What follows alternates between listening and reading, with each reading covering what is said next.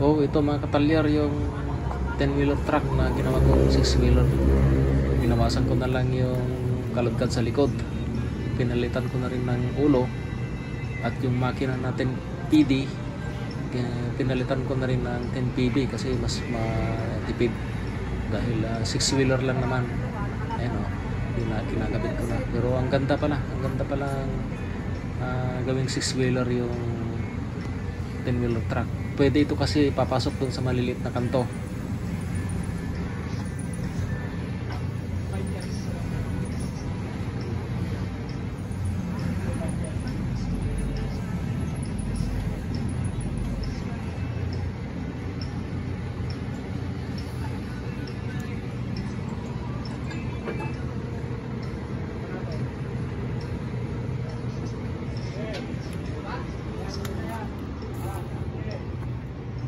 Ito yung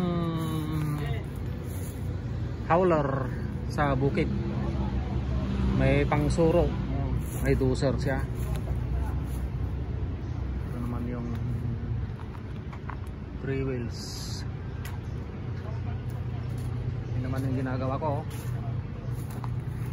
Ilalagay ko yung mounting ko yung ano yan, tadano na yan.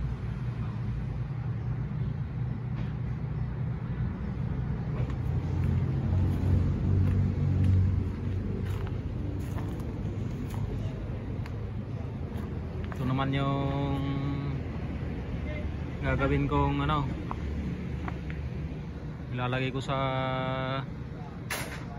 2.5. Papalitan ko ng ganito kalalaki, lalaking gulong. Yan, ganyan ipapalit ko. Ito yung dalawa at yun yung sa harap.